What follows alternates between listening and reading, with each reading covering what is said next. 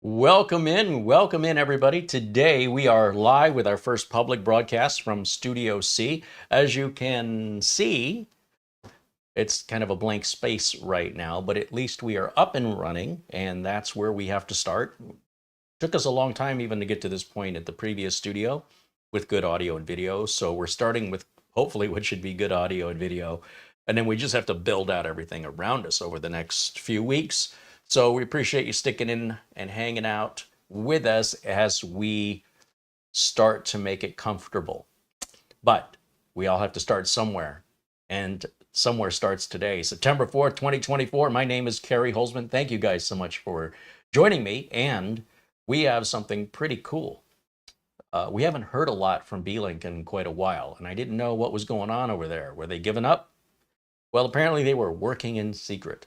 And then they've released a bunch of new models, and it just so happens the model we're looking at today is quite innovative. It's got some surprises. After a while, these mini PCs, they all start to look alike, right? They just like, okay, it's more power. Oh, it's got an AI now. Oh, it's got an Oculink port. Stuff like that, right? Which is only really appealing to a very small percentage of people. Today, we've got something I think will be more universal appealing because it has plenty of RAM, plenty of power, and it is on a lightning deal on Amazon right now for under $300 for the next less than 4 hours are left. But before you understand why I'm excited about that price point, which again, purely coincidental, an hour ago, we didn't even know we were broadcasting today. So there was no way this was set up. Beelink has sent us the unit for free in exchange for an honest review. There is no contracts or NDAs or any pre-show disclosures required for Beelink's approval. They trust in their products that, I think this says a lot about a company when they can send a product and say, review it however you want. We're sure we're going to be fine. That tells you a lot about the company, as far as I'm concerned. A lot of companies will not do that. Anyway, what I want to do today is unbox this, show you how it looks like a mini PC, but how it's very, very different in some ways we've never seen before. And while we're there, hello to everybody joining us in the chat room. Again, thank you for your patience as we're moving studios. It is a massive undertaking, especially when I'm more or less doing it by myself. There's a lot of delicate equipment, so I want to make sure I'm moving it, and if I drop it and I break it, that's an easier pill for me to swallow than to pay some moving company to manhandle my stuff, have it damaged, or have it placed somewhere where I can't find it. So slowly but surely, we've been moving everything out of Studio B here into Studio C, and I'm kind of trapped into this corner right now. So I can't move around a lot. I've got a smaller bench here, which is much easier for me to reach. It's not quite as deep, but I might end up getting a second one. Like I said, we have to build out, and we will build out according to the space we have, the budget we have, and the types of videos we'll be doing in the future. We'll likely see fewer builds moving forward. People just aren't buying, let me rephrase, customers, regular consumers are not requesting builds. Businesses still are, but businesses, we typically only replace machines every 4 or 5 years. So that kind of happens in bursts, and they're all the same. All 4 or 5 machines they order will all be identical. So we'll still be doing builds, but nowhere near as frequently. And on top of that, we have a bunch of new mini PC stuff coming out, along with portable monitors and networking gear and network attached storage devices and routers and switches. We're going to get into that, as well as if there are items you're particularly interested in that are not. Well, one of two things has to happen. One, the product has to be provided to us, whether that comes from the manufacturer or you yourself want to provide it to us because you want to see a review on it. We're certainly open to that, including sending it to you when we're done with it. Or we follow within our budget. We're seeing a lot of YouTube channels closing up. We know that Leo Laporte's channel, he's back working out of his house. He got rid of his $1 million studio, couldn't afford it anymore. We've recently said goodbye to a non-tech who's owned by Tom's Hardware, which, if a non-tech's going, Tom's Hardware might be, we're in delicate times. However, we're not going anywhere. Let me rest assured, we're not going anywhere. And um, hopefully this is temporary and things will build back up. But sponsors and viewers have all sort of found somewhere else to be. Maybe they'll come back, maybe they won't. What's important is that you're with me here now. And if that means we're just going to be a tighter knit group, then so be it. I'm okay with that. I'm all about quality and not quantity. I would rather have, and I've said this in my business, there's a difference between customers and good customers. I'd rather have a handful of good customers than hundreds of just plain old customers. Customers are a dime a dozen, right? Good customers, those are the ones you hold on to. So I'd rather have a smaller group of dedicated, good viewers, good community members who understand the value of our community and participate in it and encourage it, than having a whole bunch of random viewers, some of which are just trying to cause disruption. I'd rather have none of them than have to tolerate one of them acting that way. So I appreciate each and every one of you. You guys get it. This is why we do this, and just wouldn't be here without you. So you play an important role in the future of the channel, and hopefully we'll continue to see you in the weeks and years ahead. Now, I'm assuming everybody can see and hear me okay. We will have some adjustments with lighting and things to make. It's a little bit dark, but it'll be fine for now. And for the next couple of weeks, I have probably 6 or 8 weeks of work to get through, sort, reorganize. It's going to be a while, but slowly but surely, you'll hopefully each video will be a little bit better in some way than the previous. That's my goal. Just kind of depends. We're not fully locked out of, we haven't totally shut down Studio B yet. There's still a few days of work remaining over there. So hopefully I can dedicate myself to resetting Studio C without being stretched between the two studios. But I'm doing what I can as much as I can, and we appreciate your patience. And we're gonna, even if we're not quite ready for broadcasting, close enough, the show must go on. And you'll see me turning my head this way. I've got the monitor a bit closer to me than I used to have it. So for me to see the chat room, I don't have the stands or anything up for the tablet for me to keep an eye on what's going on. And I don't really have room for it, but we'll see how we build this out. I'll come up with something. You watch. But for now, we're good enough to broadcast. And let's say we've got Bradley Morris joining us. Lana Dro says hello. There's our friend Rick Lakes and Oystein from Norway. Dan Nilsson, Luke Greenia joining us from Vermont, as well as David Graham, Mark Baggett. Of course, Marlene is in there. She's our channel administrator. She cracks the whip. She's the one actually that can answer most of your questions or concerns about what's going on behind the scenes, as well as any issues you have with the channel. Any tech support questions, you'll email the showcasecreate@gmail.com, and Mara can get on that because I'll be busy doing all of this. So between the two of us, we should be able to actually make pretty good progress compared to being overwhelmed like I was. Let's see. Scott says hello. There's Trevor Dunn saying hello. And joining us in the chat is Brent W. We also see Mark Gaines saying hello from Northern Ireland. Frankie B's joining us from New York. Gil Garcia says hello. Easy Otter says hello. Marco Malmstrom joins us from Italy. Welcome in, Marco. Got to say it right.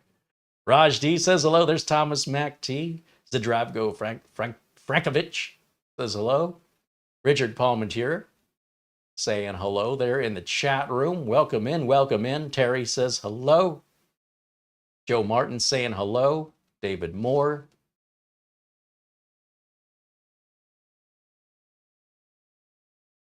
I'm going to have to move that monitor right up to my face. A couple more months, I'll be Mr. Magoo. Yes. There's a dated reference. All right, let's scroll down here. Mr. Rick says hello from Sweden, and Where One says hello from Finland. Look at this. We've got entire Scandinavia joining us. Welcome in. Good to see everybody. Michael Lavelle says hello, as does William Denton. Ray Sudbury and Martin Postema. Claudio Ventura says hello. There's Philip Jones joining us. Mars Man says hello. Anthony Peel says hello. Brian Grooms, Andy Winbridge, James Carter. Well, I'll tell you, I recently was introduced to a South Korean movie. It came out, I think, last year. And it's a South Korean version of John Wick. And it's over the top. Just nonstop action for 2 hours. It's called Carter. That's what brought that to mind.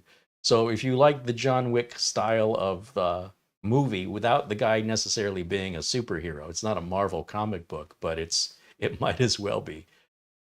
Check out the English dubbed version of Carter if you can find it. It's got some choreography in it that's crazy.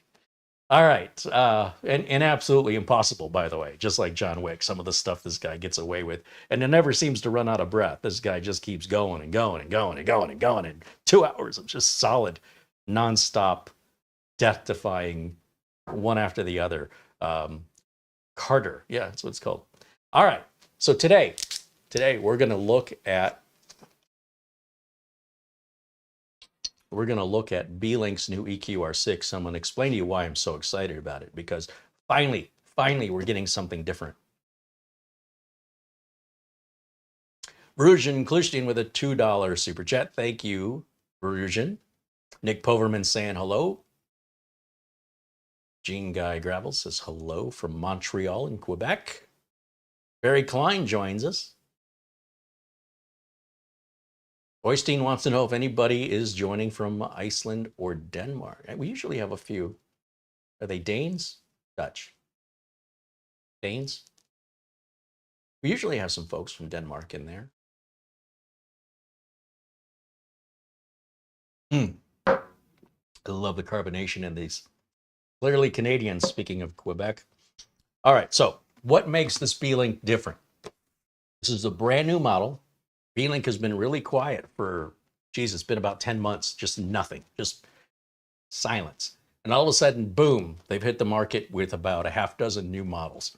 This is one of those. And if I had my choice, honestly, if Beelink said to me, which one would you like to test, which they did not do, but had they done that, and had I researched, which I did not do, looking now at what they have available, this is the one I would want to test. And it's because of all the innovation that's long overdue, as well as the price point.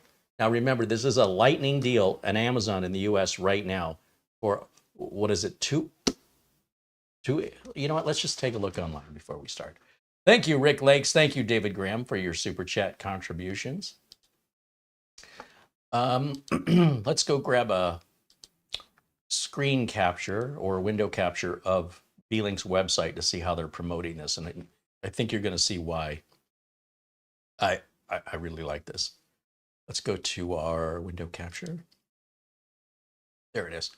Okay, so the EQR6. This is a Ryzen 6600H. That's the new Ryzen processor that has the neural processing unit, the AI stuff. Now, they do make it in a couple other flavors, the 7735HS and 6900HX, if you want to spend more money. One of the things, if you look carefully, you'll see it comes with 24 gigs of RAM. And you think, well, how do they get to 24 gigs of RAM? They must have an 8 and a 16? That's really bizarre. Well, DDR5 uses a different technology. So you can have basically steps of 12 with DDR5. So you could have a 12 gig stick, a 24 gig stick, and a 48 gig stick. Now, we've seen the 48 gig sticks, right? 2 of those is 96 gigs.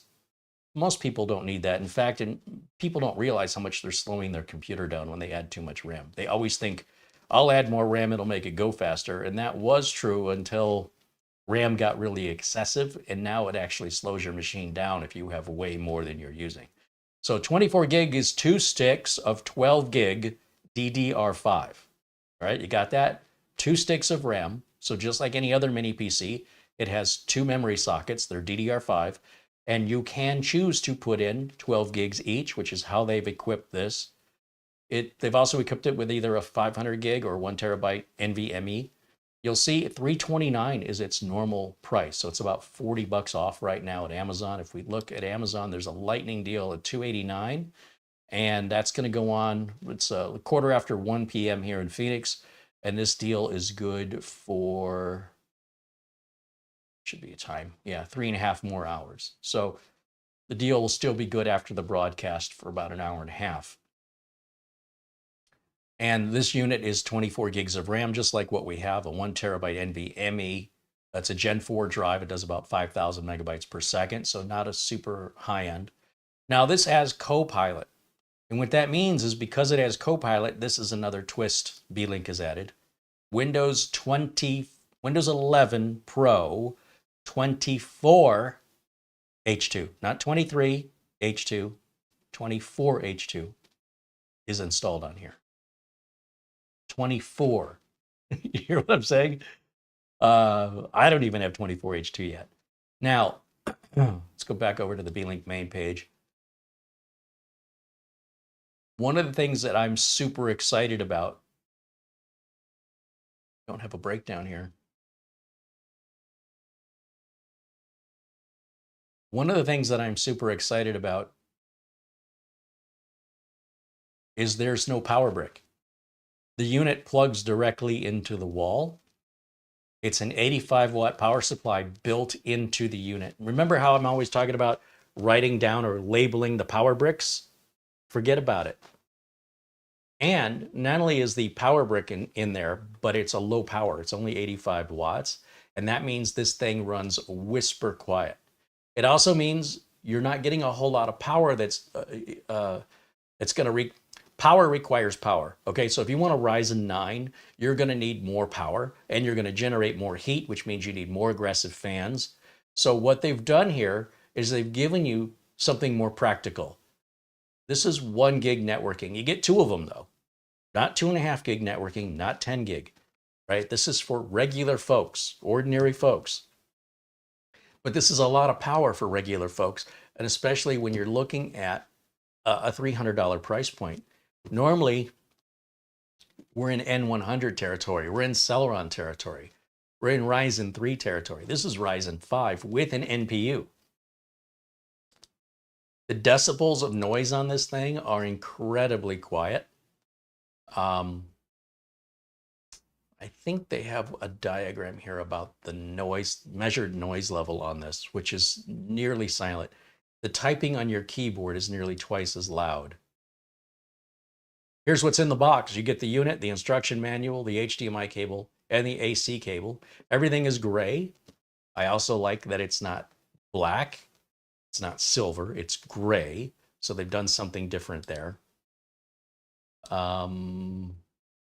the graphics that are built into the chip. A little about the Wi-Fi 6, Bluetooth 5.2. So look, if you wanted a basic machine to do work, to have next to your entertainment center as a home theater PC, this would be way overkill for most general PC usage. I mean, this should suit you for quite some time, a number of years. It should fully meet and exceed whatever your regular computing needs are, from Microsoft Office, browsing the web, email, paying bills, whatever you do online, streaming video from Netflix, setting it up as a media server to your main viewing area so that you don't have a loud RGB distracting PC. This can sit discreetly off to the side and quietly, and then just get a wireless keyboard and mouse, hook it up to your Wi-Fi, plug it into your television. You're ready to rock and roll. Watch YouTube on your TV. You don't need a smart TV. Just plug this into any old television that has HDMI and turn it into a smart TV. It's got near silent operation. Air intake from the bottom is so efficient at dissipating the internal heat, reducing the temperature of key components, including the CPU, RAM, SSD. You do have 2 SSD slots, and you have 2 RAM slots. 85 watt power supply is built into the mini PC. It says this is a pre-sale shipping within 15 days, but this says If you order it now, you'll receive it September 9th. That's 5 days away.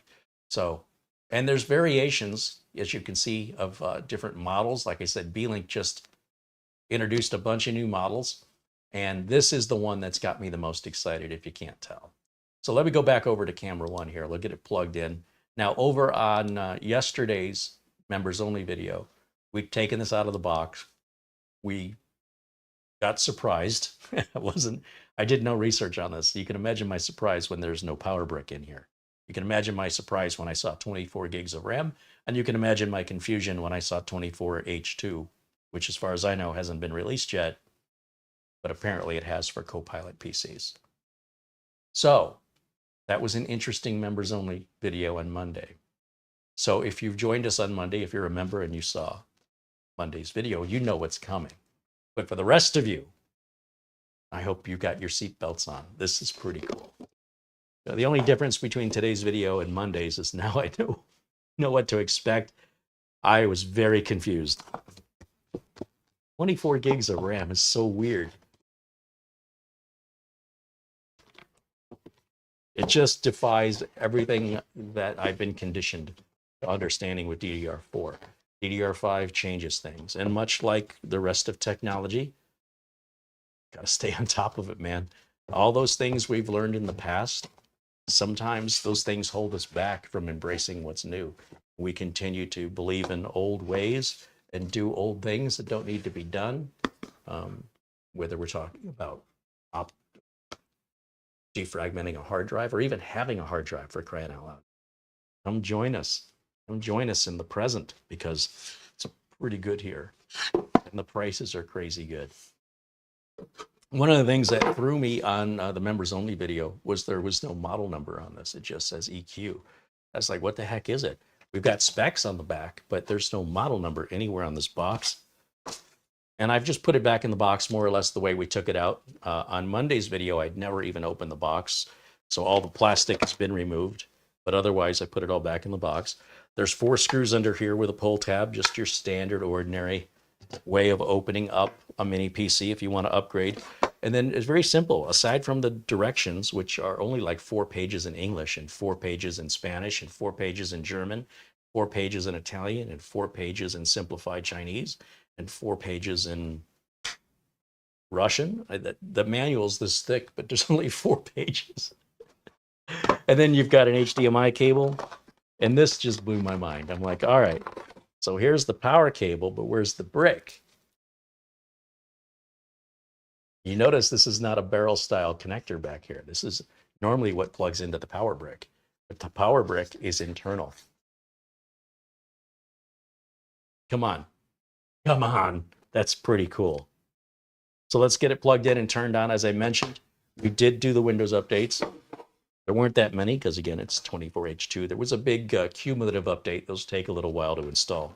But other than that, it wasn't like we were getting old inventory that's been sitting. This is all brand new stuff. And if you order it now, or you order it, in the next month or two, you don't have to worry about getting any old inventory. Beelink has never been under the gun with regards to accusations of malware or spyware. So I haven't checked it, but I've never needed to. I imagine it's clean. It takes about 2 hours to do a full scan. So we're not going to do that today. But we have no precedent or basis for assuming that this would be anything other than what it's always been with Beelink, which is 100% clean, no bloatware. You're just getting the software that comes with Windows, nothing more, nothing less. Let me get this plugged in, and we'll get it hooked up here. Again, everything's kind of fast and loose here with Studio C right now. We are just operational, right? This is the bare minimum that I need to broadcast. So I don't have any close-ups for you. My ability to move around and locate things is pretty well locked in behind this desk. But again, give it some time and we'll be slowly progressing and making ourselves comfortable here. We're going to be here a while. All right, let me get this. Oh, I got to get down here and find the plug. And we need an HDMI cable. And I'll just grab this one here, which goes somewhere It's underneath my feet. I need smaller feet.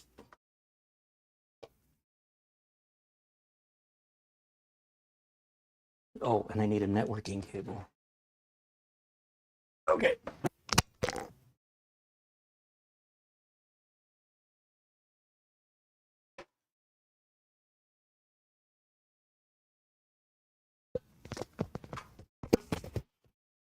Probably put my microphone back on. I said barely operational. All right, but we're getting there. We're getting there. We got the bare minimum here. So we'll plug in either one of these gigabit networking ports. We have two USB A's. We've got two HDMI's. We've got another USB Type A, so three USB Type A's back here. Two Ethernet ports that are gigabit. We've got a power cable. We've got a Type C port here, Type A port, audio, 3.5 millimeter audio, power button. And I just have to plug into the capture card right here. And then I should be able to turn that on. We get a blue light. And if I come over to the HDMI, geez, I don't know which input it is, so bear with me for a second. Let me find it. You're going to see no signal as I try and determine. Oh, I'm on camera 2. All right, so there we go. We'll let that boot up.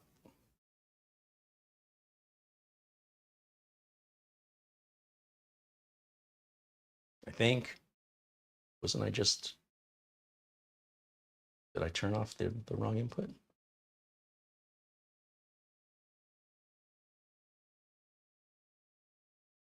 Hang in there with me for a second. Let me plug this cable back in. There it is. Kind of knock the cable loose. Typical Carey. Oh, I probably need a keyboard and a mouse, don't I? So I finally was able to find my, you remember from Monday's video, if you were here, couldn't find my standard keyboard and mouse. I really like this set. So we'll just plug this into any USB port back here. Okay.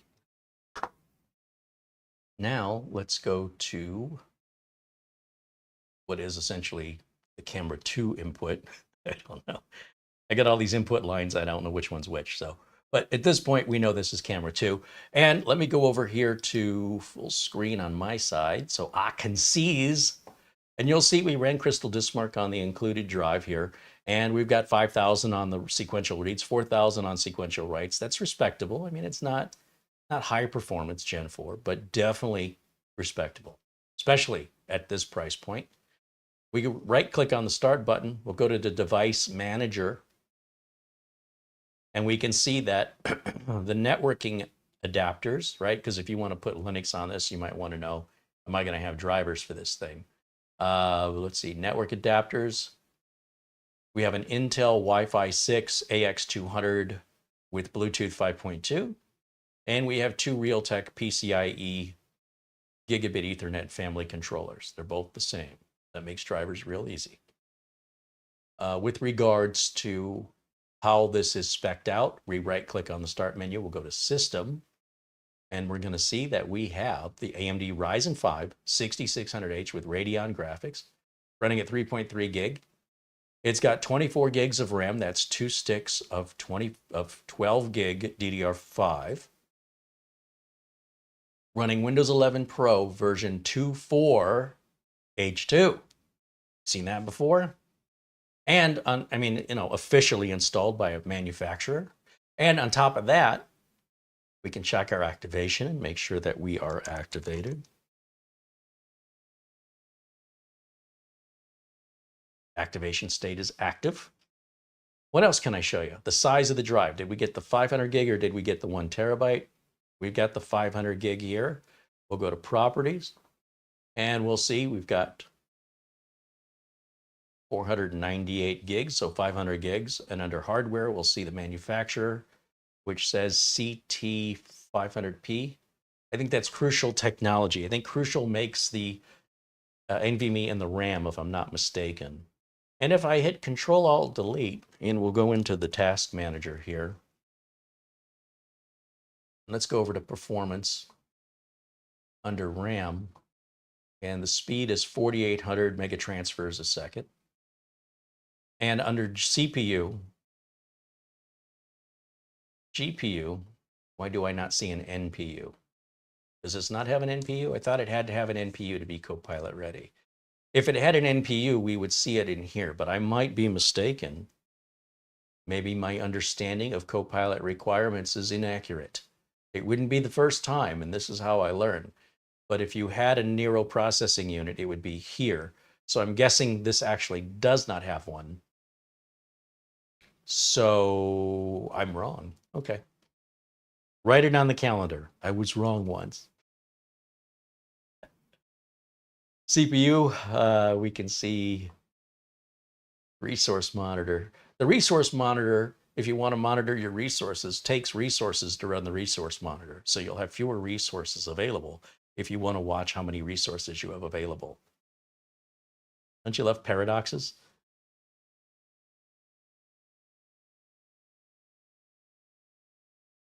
Where's our cores? Memory, CPU, CPU. There's our cores.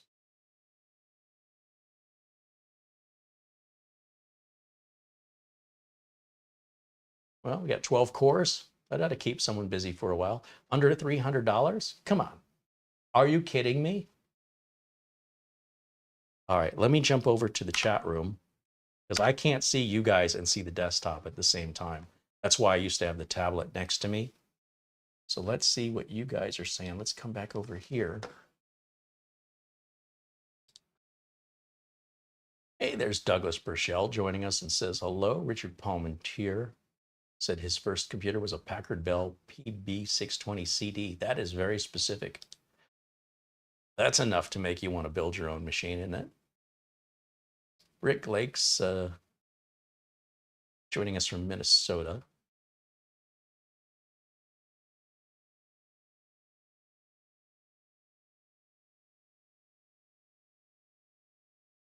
Mark Leibowitz said, since this is, hey Mara, pay attention. Since this is being broadcast from Studio C, shouldn't the title of the video be Must See Mini PC? That's hilarious. All right, you're about to be replaced, Mara. I already laughed at that one. Wait. You could laugh. You can laugh all the way to the unemployment line. You just got out-titled. Let's see. Essential Working Too Hard says hello. Old Man 55 joins us. Jerry Span says hello. Jerry says if you were to build an equivalent desktop that matches the same capabilities, it would cost way more than $289. Well, find the cheapest Ryzen 5 processor you can get. Let's say you only put 16 gigs of RAM in it. Forget matching it with 24. A 500 gig SSD isn't that expensive, Gen 4. But you're going to need a motherboard, a cooler, a case, and a power supply, along with an operating system. And then you're on your own for warranty. So, and that's, also you're going to need a motherboard. But yeah, it's going to cost you a lot more. You'll probably be somewhere around 500 and change. And you have to put it all together. And if you have any problems with any parts that aren't compatible or aren't working right, you got to send those back to each manufacturer individually, postponing your ability to finish your build. And then you got to deal with the BIOS updates and all that other stuff, where these don't typically get much in the way of BIOS updates. They're more or less locked in. This isn't a computer designed for people that want to tinker. This is a computer designed for people who want to use a computer, to get something done. Some people buy computers to run benchmarks or to tinker with, like their toys, their novelties. Other people need computers. They're not an option in order to live their life in modern day society. In order to talk to their family, they need access to things like social media and email. On top of that, in order to pay bills, to access your bank account. So a lot of people have switched to just using their phones, which is fine, home users. But even businesses would benefit from these because they're much, much smaller. The only concern businesses have is that they're easily stolen in theory because they're so small. You could walk out of the building with it. Sometimes you'll have a Kensington lock on these. This does not appear to have one. You will have some rubber feet to remove here. And then there's a pull tab, and I like how the pull tab is now the same color. So it's much more discreet. And the fact that it even has a pull tab. You've seen me struggle getting the backs off where you're trying to get into that little seam with something that you don't want to gouge into the plastic, even though it's on the bottom. No one's going to see it, but it's brand new. I don't want to gouge into it. And for that reason, also, I don't know where all my tools are at this point. We're not going to open this up, but if you didn't catch the trailer to today's video, it's essentially Beelink's video on this unit, and they've done a great job. And we're going to share it with you right now in case you haven't seen it. Let's see, I need to find it first. Beelink has a YouTube channel, and they have a very small subscriber base. They don't post a lot of videos, and what they do post is very professionally done. And I'll give you an example of that. Now, Beelink just got a GPU dock, which I don't like it at all. The GPU dock is kind of permanent. It's like you just plug it in and you're good to go. This thing requires you to screw down the mini PC. It only works with a certain mini PC. It's not universal. It's not like OcuLink. And I think if you're going to go through all that trouble and have to turn screws and manually mount the mini PC, why not just buy a desktop? Because that's really what you want. It's bad enough to have an external GPU dock on these. It's ugly. It requires separate power. It's just a lot of cabling. It's open to the environment. There's no protection for your GPU. It's great if you just need it now and again. But if you're going to have to get a screwdriver and turn a screwdriver down, I'd say just get a desktop. All right, what am I looking for? The EQR6 from Beelink. Okay, let's do this. Let me go over here to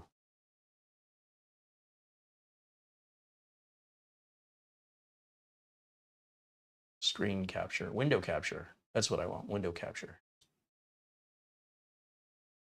Check this out. Full screen on.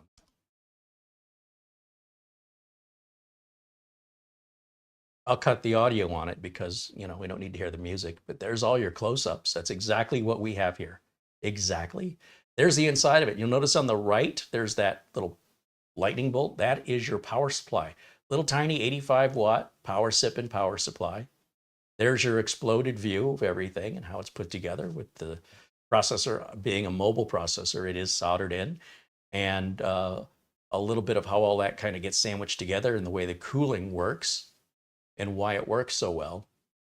There's your 2 DDR5 slots. You can upgrade your Wi-Fi, and it looks like we've got stacked dual M.2 slots right over the Wi-Fi, which is a very unique design. Keeps the case nice and small. Now take a look at this 32 dB near silent operation. They say a clock ticking is 30 dB, an electric fan is 50 decibels, and a keyboard is 57 decibels. So overall, that's the idea, concept of the amount of noise the fan generates. So again, Beelink has their own YouTube channel, and I'd strongly recommend you subscribe to it. They've only got under 6,000 subscribers. They've got 162 videos, and you can see the quality with which those videos are done. This is that docking station, which I don't understand this at all. So this, to me, doesn't make any sense. But if you have one of these compatible Beelinks, you remove one of the rubber feet and it exposes a slot, a proprietary slot. And that slot is going, and this unit that we're reviewing today is not the unit they're showing. I'm not really sure I mean, as much as I'm gushing over the Beelink unit we've got here today, the EQR6, I don't even want to review this. Honestly, I think this is ridiculous. So, while I'm quick to praise Beelink for what I do like, I'm also going to be straight up and honest with you and tell you this is just, to me, ridiculous. To me, this defeats the whole point of having a mini PC, but you can see how they screw that in to keep it from going anywhere. And you've got more screws to basically lock in your graphics card, right? You can see your Wi-Fi antennas are there on the dock as well. This dock really replaces your mini PC. Your video card's going to slot in, and you're going to screw that down into that bracket. So we're at what, 6 screws so far, right? There's no quick release or anything like that. Everything has to be unplugged and powered off when you do this. And then you're going to plug power in from the graphics card into the dock itself. So you don't have to provide your own power supply, which you do with other GPU docks. So that's a nice touch, but it's still exposed. I mean, you're going to, it's got its own power supply, but you're fully exposed to the elements. If you have pets, things like that, I don't know, just buy a desktop. I mean, for all the trouble and money that's going to cost you, I don't get it. And then you got 2 different power buttons. You must turn on the dock first and then turn on the mini PC second. If you fail to do it in that order, it no worky. So, look, I appreciate innovation. I really do, but I don't necessarily agree that innovation makes any sense. There's this ability that we can do something, but it doesn't mean we should. But if you're a tinkerer and that looks like something fun for you, have at it. But if you're like the rest of us and you just want to focus on using the machine, not on working on the machine, that to me goes against, that's the antithesis of that. So let me go back over to the chat room.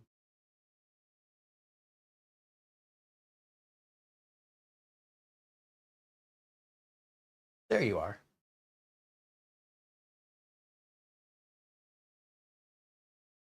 Richard Palmetier said, I just did my build 3 to 4 months ago, and thanks to Carey, he gave me the motivation and knowledge to do it, and I'm glad I did. Had some issues, but emailed Carey, and he assisted me. Excuse me. Yeah, so that's how we learn. If Richard put that all together and it all worked, he would have learned nothing. He would have just verified what he thought he knew. Having these challenges that he had is a sure sign that you're moving forward with your education. Martin Erickson says hello. He says, look at that, our integrated power supply, just like a real desktop computer. Yeah, but look how much smaller it is. And do you hear it? I'm going to put the microphone right up against it. I might as well be holding it against a rock.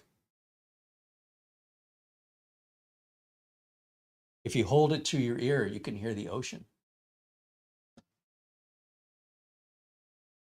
And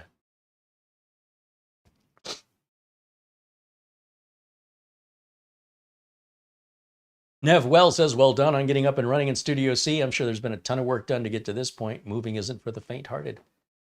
Well, this wall behind me, this wall was wallpaper, and then what's called a wainscoting, or a piece of molding going right down the middle, and then pink down to the floor with gray carpeting that had been installed in 1997.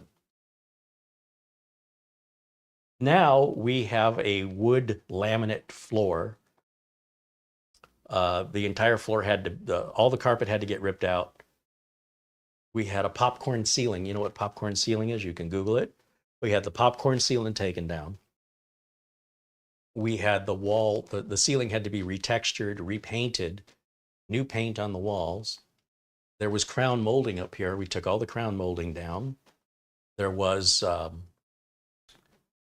some older ceiling fans that were kind of small. We replaced them with larger ceiling fans that all look the same. They're all it's not whatever was on sale that day when it was purchased, they all match.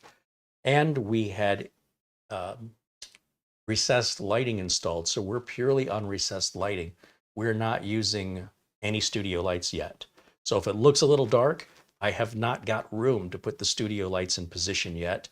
I have a lot of our previous builds. We've got NZXT build, Xenos build, the spaceship and the tube computer right at my feet. I've got the previous streamer and the Tower 300 along with the Jones build TK1. I am surrounded. I've got the mini helicopter. If I take a step 3 inches backwards, I will trip over all these desktops. So I'm not quite sure what we're doing with them yet. Ideally, we'll have them on display behind me somehow. I haven't figured that out yet. I still have another shelving unit to put together. And then I have to go through and organize everything and determine because as far as I can tell, I need everything I have. Anything I could have thrown out, I did, and I'm still left with, well, let's face it, Studio C is a bit smaller than Studio B. However, YouTube is always changing, right? The audience is changing what the audience wants to see. The technology is changing. When I did the Nook back in 2013, the original Nook build, the first mini PC, I did not know what future that held. Was this going to catch on? Was this the start of something? Or was it just something that kind of comes and goes? We've seen a lot of stuff come and go. Some stuff really tries hard to latch on and become something, like the framework laptop, and it just never becomes anything. It hasn't gone away, but it hasn't gained any momentum from my perspective with regards to customers asking about it or even being aware of what it is or why they might want it. It's kind of a niche product. So sometimes, when these products come out like mini PCs, they turn out to be niche products. There may be enough of a niche to keep them in business, but not enough of a niche that you mention it to somebody and they know what you're talking about. So back in 1997, if you mentioned you were shopping on Amazon, people went, what the heck is Amazon? And Jeff Bezos only, at that time they were selling books. Jeff Bezos said, we're going to sell everything and Amazon's going to be a household name. Just give it a few years. And he did exactly that. But it doesn't happen overnight. And you've got to be able to stay in business long enough and produce a product that enough people find appealing that it becomes a standard or becomes at least a household familiar name. And we never quite know. Like Beelink is not a household name, but those of us in the know, looking at mini PCs, looking at Beelink, looking at Minis Forum, even Ace Magic, these are sort of, well, there's also Asus and MSI making them as well. They tend to be more of the more expensive side. However, my goal here on this channel currently is very different from what it was when I started. So when I started, it was about teaching how to build computers. People aren't that interested in that anymore. Are those people going to come back? Probably not. Probably not. It's sort of like I feel like the example I use is I'm like a VCR repair guy and it's 1997 and I'm starting to see the interest in having VCRs repaired where I was super busy, had more work that I could handle. Now I'm witnessing people switching over to DVDs and I think, well, they'll still hold on to their VCRs. They'll always be business. And then in HD and Blu-ray and then widescreen TV. And then, being a VCR repair person today isn't likely going to get you much business. So you have to pivot if you want to stay relevant. So my purpose has gone from teaching how to build computers, which we have done to the teeth, to introducing you to products that you may not be aware of exist. I'm not necessarily here to advise you to buy it or not, only to make you aware. Did you know prior to this video that such a mini PC existed with a built-in power supply, Windows 11 24H2 already installed from the factory, and 24 gigs of RAM? Have you ever heard of that before? Were you aware of the EQR6 prior to today? That is my goal, and that is what I'm going to attempt to move forward with. More introductions to new products. You can't buy it or want it if you don't know it exists, as well as a little bit more in networking and network attached storage. We're going to move a little bit more advanced from the builds. We'll still do builds from time to time, but primarily my main goal here is to introduce you to brand new things that you had no idea existed. Now, whether or not that holds any value to you, I cannot say. But I can tell you if I like it, I can tell you if I think it's a good price, and I can tell you if it's a trusted brand. And hopefully, we're there early getting, we've had so many exclusives here on the channel. So many of my reviews, like the Starship PC. Very few people have done reviews, and I'm not even sure anybody's done a review on the Starship PC. But it's not important to me that I'm first. Don't misunderstand. That's a bonus. I love when I'm first. But what's important to me is that when I'm introducing a product to you that you're not already familiar with it. Because then what's the point? if you've already watched somebody review it, you already know what I'm going to say, right?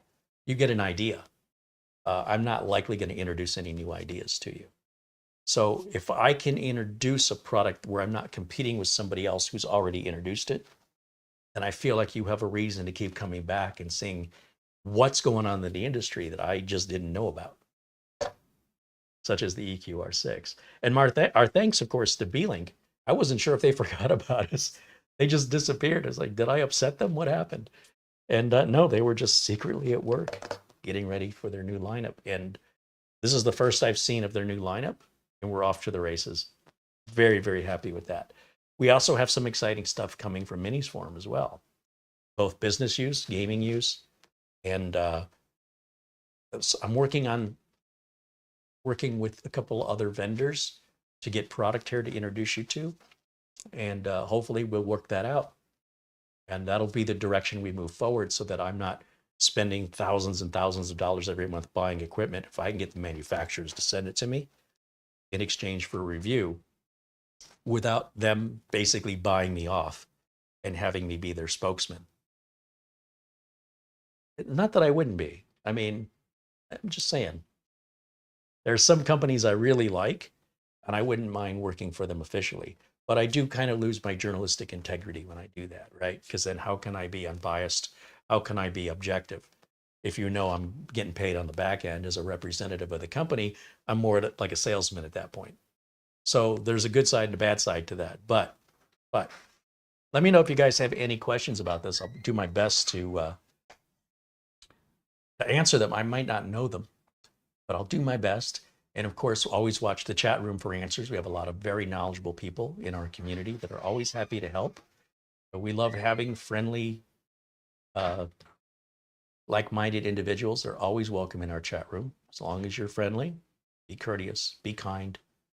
You don't have to be smart. You don't have to prove you're better than anybody else. In fact, that's my job. You get up on stage, you do it. No, seriously, we just want people to be kind. We don't care about anything else. And if people are unkind, they're just not going to stick around in the chat room. Mara's going to make sure they get the boot. So we really want you to stick around. We want you to be a part of the community, but we can't make you be nice. And what you see in the community today, I'm just seeing friendly individuals, which is absolutely amazing. One of the good sides, I suppose, of viewership going down and sponsorship going away is we're no longer getting the trolls, spammers, and harassment we were getting at its peak. So again, pros and cons. There's two sides to every coin. As it shrinks down, we kind of get rid of the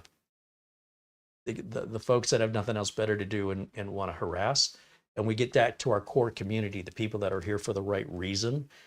And the only question is, can we sustain that? Can we have a business model here that we can pay the bills at the end of the month and keep producing content, 3-4 new videos a week, every week, 52 weeks a year? We're going to find out. But in the meantime, we are getting help from our friends over at Acronis. Of course, Acronis is the software I use in my business and have been using for over 15 years for cloning, replacing hard drives, and doing backups, system image backups. And then on top of that, we have our friends at RoboForm. They're the password managing software I've been using over 15 years personally. And RoboForm is offering 30% off to all new customers. You can install RoboForm on any number of devices you want. I'm not paid to tell you this. If you buy the product, I'll make a small commission. Acronis is also offering 30% off. That's for everybody all the time. Be sure and use our links in the video notes below the video. And let's not forget our friends at VIP CDK deals for Windows, legitimate Windows license keys and Microsoft Office license keys. Customer service, guaranteed, great prices. And if you have any issues with any of the people that I promote, any of the companies, they all have excellent customer service. They all have free trials, so you can try before you buy. There is no risk. It's all peace of mind. However, if you have a problem, reach out to their customer service. They will make it right. If they don't, you reach out to me directly. Use the Create Showcase email. What other content creator stands behind the vendors and sponsors that they have? These relationships are a little different than sponsorships, but again, it's important that I maintain my journalistic integrity And it's important that these companies are offering you a discount. If it means paying me less so that you guys can get a discount, that's how it works here. That's how it works. I could say, no, give me everything and let them pay full price. And I've been told that, from some companies, they wanted to do that. You know why you don't see a VPN service here? Because I don't use one and I don't recommend them. They're a waste of money, in my opinion. Unless you're trying to steal television or movies from another country that you want to, there's a reason why it's banned, right? If you have to change your IP address to watch a TV show, you are basically shoplifting. So I don't want to get involved in that. And companies don't really trace you anymore by your IP address. So the idea of hiding your IP address because of privacy concerns, that's long in the past. They don't trace you that way anymore. Your hardware identification is mostly how you're being traced now. So I think VPNs are a waste of money. And you don't see me promote one, but we've had many offers from VPN companies saying, hey, why don't you promote our VPN? And I'm like, I'd rather not. We'll give you this money. And I'm like, no, I don't use it. If I don't use it and I don't recommend it, I'm not offering it to you guys. And if I do use it and I can get the company to work with me like RoboForm and Acronis and VIP CDK deals, then they have to offer you guys a discount. And some companies are like there was a VPN that reached out and they said, well, we'll give them 20%. And I Google it and there's 20% off everywhere for this product. Like, that's the same thing my audience can get anywhere. We need a discount for my audience that's better than the discount you just have. They go, that's the only discount we offer. That's it. It's that or nothing. I said, okay, bye. I didn't want to. Here was my thought. I did not want to promote a VPN, but I also don't want to stand in the way if you insist on getting one. In other words, Carey, I don't care what you think. I want a VPN, darn it. And I'm going to steal my TV shows, and I don't care if you like it or not. That's why I want my VPN. None of your business. Can you get me a discount? Okay, you're right. It's none of my business. How you use it is I have no responsibility. It's not a reflection on me. So my thought was, if I could get the discount for you guys that was better than you can find anywhere else, we could potentially make a deal with them. But they absolutely refused. They said it's the same deal everybody gets. So just use Google and you'll get the same discount. It's pointless. And it's not a product I recommend. So that was the nail in the coffin. But we don't want to, turn into a big software factory here, right? I don't want to offer a bunch of different discounts on products. I could go to Commission Junction and get discounts on literally hundreds, if not over 1,000 different pieces of software. I don't want to work with Commission Junction. I want to work directly with the manufacturer. Because Commission Junction is all boilerplate. This is what you get, the same as everybody else. It's all automated and nobody really knows who you are and you're not building any relationships. Yeah, and the discounts are the same. So we're not doing that. We'll find another way to make this happen. And thanks to our memberships, all those folks in green in the chat room, all the super chat contributions, you guys are what's keeping us moving forward. We can't thank you enough for that. And we're looking forward to I'm looking around at just a complete filled studio with just stuff scattered everywhere. And I'm looking forward to going through all of it and figuring out, organizing it where it's got to go. And then somewhere here, I've got all my tools. And like I said, I might buy another one of these benches and maybe put it sideways. So I can walk in one direction and be able to work from back here. Maybe I'll get a chair. Maybe I'll start sitting down. I'm getting old. So that's what's going on behind the scenes. There's a lot happening. Like I said, we're still buttoning up Studio B. It's not done yet. Probably Tuesday, Wednesday. Should be, what is it, a week from today? We should be fully out of there in a week. So I'm sort of still splitting my time back and forth. And we have record heat, by the way. 114 degrees is predicted tomorrow. It is the hottest summer on record of days of 110 degrees or above. I think we're over 55 days this summer.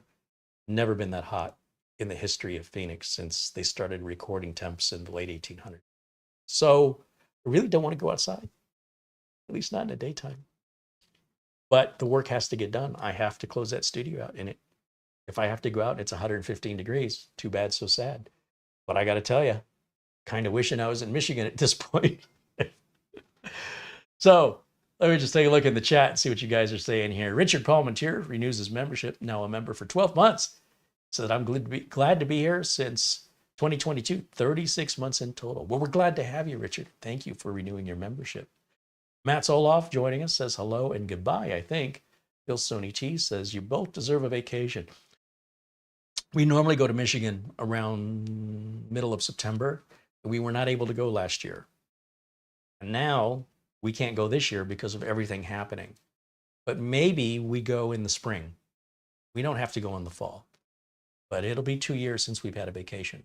And I mean even like a weekend getaway. We haven't even done that. So yeah, it's probably made me a little cranky. A little bit cranky sometimes. Very, very stressful. It's very overwhelming. Again, going to a smaller space, a nicer space. You'll notice my internet connection here is beautiful. We might even start broadcasting in 4K. So we tested that on the members only video, and 4K was very easy. However, it would only broadcast at 1440, which I couldn't quite understand, but it's because on my live studio, I'm set with ultra low latency. There are 3 latency modes. And with ultra low latency, that means you get to hear and see me within 4 or 5 seconds after I speak. The minute we add more latency, we can now allow for closed captioning because it takes time. And we can allow for 4K video processing. But then what happens is from the time I speak to the time you hear me, instead of 4 or 5 seconds, it becomes 10, 15, 20 seconds, maybe longer, because it needs processing time. So I don't know if I'm willing to give up low latency to go to 4K. We'll have to just hear your feedback in the comment section. We have the bandwidth for that now. And we should have resolved any blurring problems. The members helped me with that on Monday's video, where when I was moving my arms around, we had a blur. Hopefully that should all be resolved. Again, we've got 10 times the bandwidth we had. If it's not 10 times, it's close to it. And it's all ours. We're not sharing it with anybody like before. It's all our bandwidth. So we could go crazy. We could do 12K broadcasts if we had a capture card and a camera that could do it. Now the limitation is no longer the bandwidth. Now the limitation is the camera and capture card. For me to broadcast at 4K, I have to replace the capture card. We have a Magewell 4-port HDMI capture card that was purchased for us by a gentleman named Colin Hilton in England that enabled us to go 4 cameras live. It was the single best upgrade to this channel that brought us to the next level because of the generosity of Colin specifically to get us that part. That part today still sells for $899. The price has never moved. They now have a 4K version, and Elgato was making a 4-port HDMI 4K capture card for half the price. In fact, I think it was like $250. I could buy 3 of them for one cost of the Magewell. But the Magewell is really a professional product, right, for professional Hollywood production. And the Elgato 4K capture card is really for YouTube and Twitch, which is all we need. We don't need that professional stuff unless we're making movies, you know, going into an editing bay and adding special effects and all that. We're not doing that. And we do have somewhere in here, I think I have 2 of those Elgatos. When I tested them, they did not work well for us. But now, with the viewers also having better bandwidth than they had a few years ago, and us having better bandwidth than we had a few years ago, it might be time to try them again. So let me know your thoughts in the comment section. Whether or not we should move that direction, I don't know that there's a lot of benefit for what I do in 4K, but I'm a little bandwidth crazy right now. I'm like, ooh, I have all this bandwidth. How can I use all of it?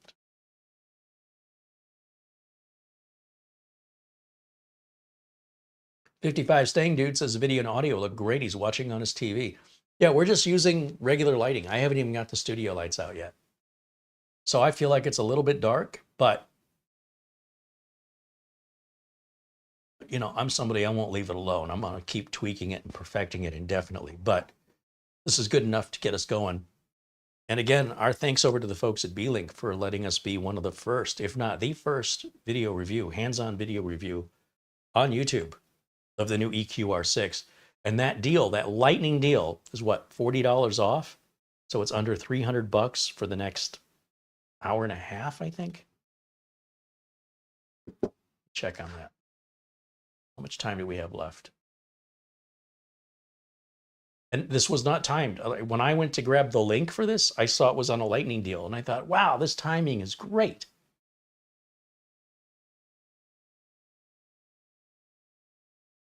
$289 lightning deal is good for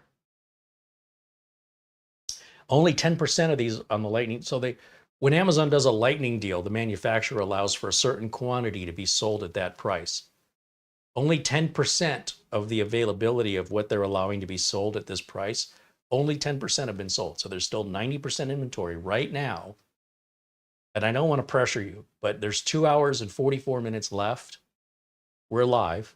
It's 2 o'clock p.m., a little after, here in Phoenix, Arizona, on Wednesday, the 4th of September. So if you're watching this video later, you've missed the deal.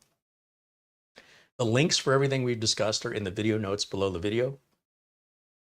We are an Amazon associate or affiliate, so we do make a small commission if you buy anything from Amazon. The price is still the same, the shipping's the same, everything's the same. But if you use our link to take you to Amazon and purchase literally anything, we make a very tiny commission from that. And if enough of you do that, well, it can sometimes add up to me more than what YouTube pays us. So it helps the channel, and you're still paying the same price, getting everything the same. There's no difference to you. It's very it's transparent in the sense that you have no idea what's going on. Obviously, if you're buying a laptop or something expensive, we make a pretty good commission. If you're just buying daily need things, smaller items, those add up. If there's stuff you're buying anyway, consider using our link. Any link that we have that takes you to Amazon, once we take you to Amazon, if you complete any purchase anywhere, in other words, say you take the link to this Beelink and you decide, well, I don't know if I want to buy that, but I do need something else while I'm here, and you search for it, add it to your cart, you can complete that purchase. Because our link is what took you to Amazon, we make a small commission. Nothing's any different for you. Your perspective doesn't change. Price, shipping, all that's the same. So, if you think about us and you do that, it's an anonymous way. We don't know who's buying. We only can see what was purchased using our link, when it was purchased, but we don't know where or by who, and how much commission we made. And that's how we know how much Amazon owes us at the end of the month. So that's how that works. It's an anonymous way to contribute. All right. And then we're not here doing ads in the middle of the video for some product like you see other channels do. So go back to our chat room. Whoopsie.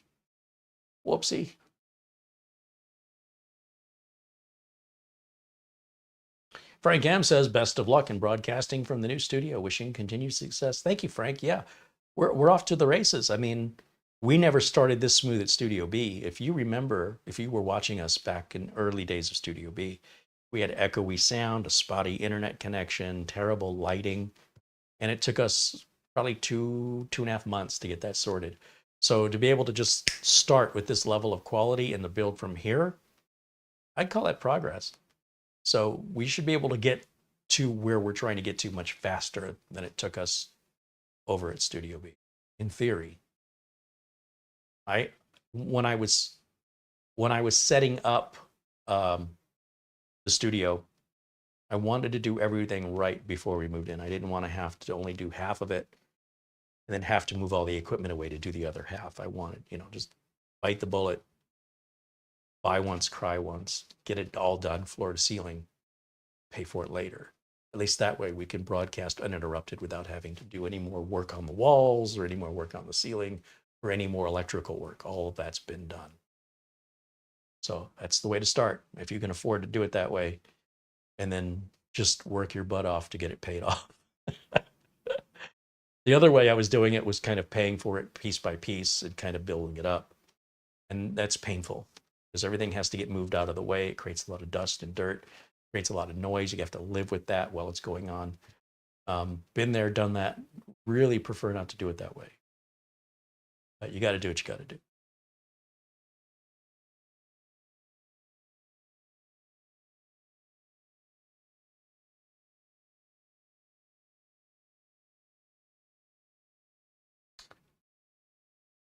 Let's see, what do we have?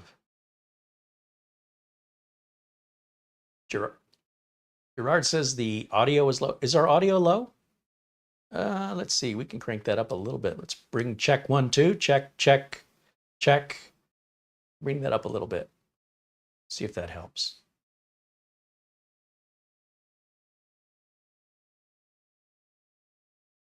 We still have to dial it in. You know, we're in a different room, different acoustics. But as long as you can hear me, Douglas says the audio is fine.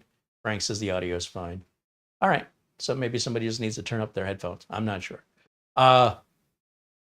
Hopefully we haven't had any buffering. Everything should be great throughout this video. And let me just see what I've been missing. Rick Ash says hello to Carey in chat. Welcome in, Rick.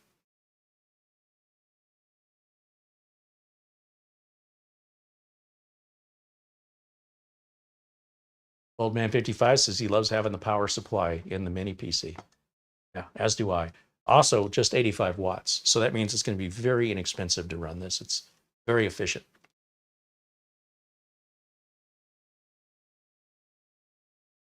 Thomas thinks we don't need to go 4K.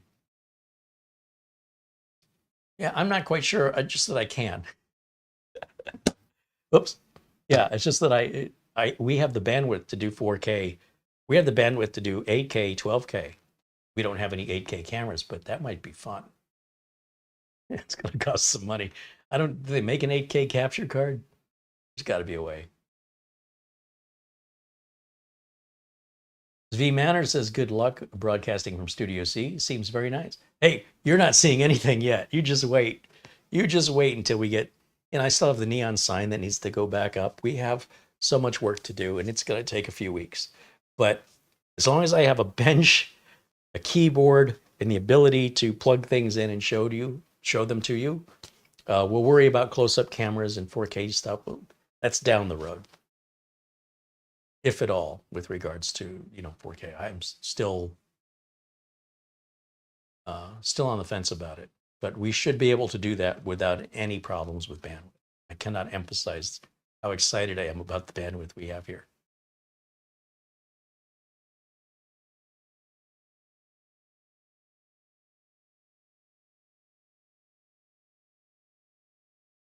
Mark Leibowitz wants to watch me on a 102-inch screen. Yikes. That is a lot of carry. Richard Palmentier said, I think we did 1440p the other day, which really sharpened the video. Yeah, again, so 1440 is as high as I can go with low latency, ultra low latency. I have to increase the latency to go any higher than 1440. So the reason why we were only at 1440 on the members only had nothing to do with the camera settings. The camera was in 4K. The external capture card we were using was a 4K capture card, broadcasting in 4K. And OBS was set to broadcast in 4K. But because of ultra low latency settings in the YouTube studio, 1440 is as high as you can go. And in order to change that, we'd have to stop the stream and restart it again. And in doing that, we would likely create another members only video instead of continuing. It gets really confusing. But at least I know why we only got 1440, because it didn't make sense to me. But that was our first try with a product I'd never used before. And it was just plug and play, easy, no drivers needed to be installed, OBS needed a couple little tweaks, super easy. And we were at 4K just like that. So we know we can get there if we want to. The question is whether or not we want to. I mean, in theory, if we're broadcasting in 4K, you can still watch us in 1080.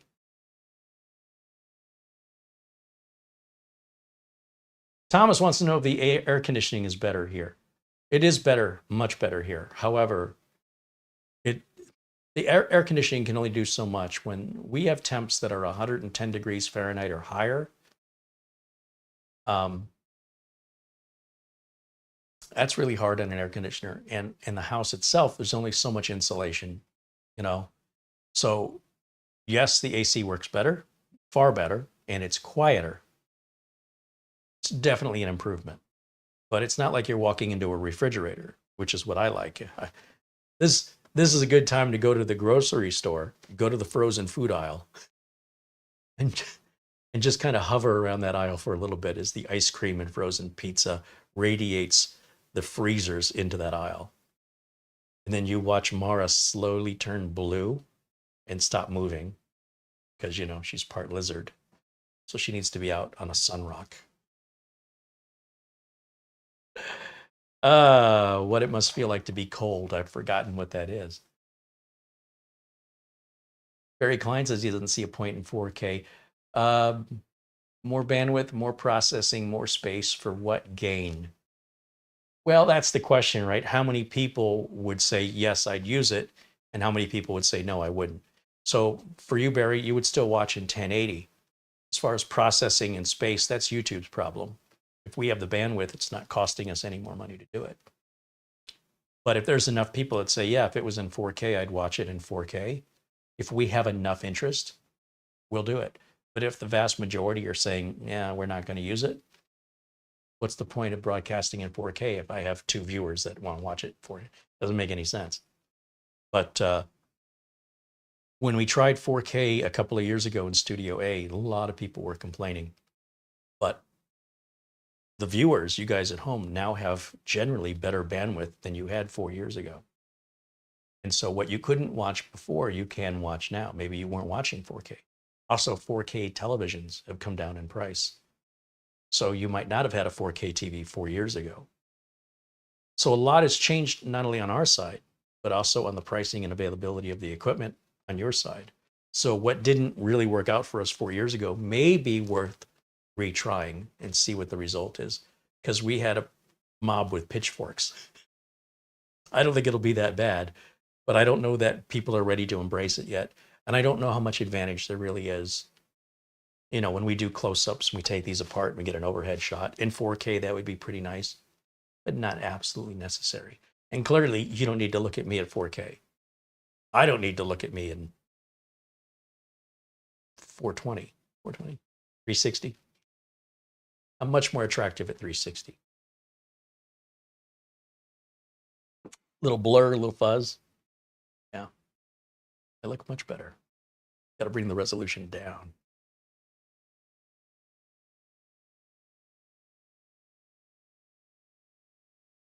Al Perez says he just bought RoboForm for 5 years membership. Tell you what, once you start using it, you'll never go back to however you were remembering passwords. 5-year membership. And keep in mind, you can install RoboForm on every device. So if you want to put it on your phone, you want to put it on your tablet, you want to put it on your laptop, you want to put it on your PC, your work PC, there's no limit to how many installs you can have. It's just based on your individual license for your account. And that way you can synchronize your passwords wherever you go.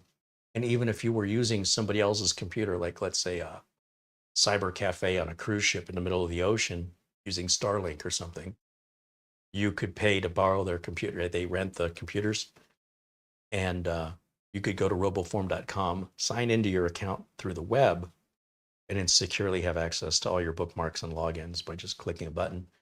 And then when you're done, you just sign out, and it leaves no trace for the next person using that computer. Doesn't matter where you are in the world, as long as you have an internet connection. It's pretty incredible. Thomas MacT said, I've been here over 2 years, but a member for 24 months. Well, we appreciate your membership, and we're glad you're here. We're glad to have you. Peter VZ with a €2 super chat. 3D Everything with a $20 super chat says Studio C looks good already. Yeah, from what you can see, a wall and a table. And this was the camera I was setting up to be sort of an interim until I could get the main camera and streamer. But I ended up just going ahead and moving the main camera and streamer because they're already configured.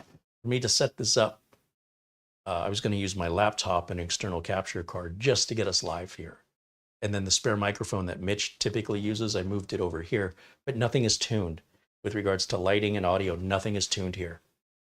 And the capture card and OBS would all have to be reconfigured onto a new machine. It seemed like a lot of work compared to what I thought was a lot of work of moving the current camera and setup and streamer.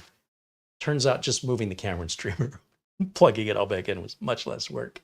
I just had to clear enough space to put them down somewhere. And then, like I said, everything's sort of all crowded in.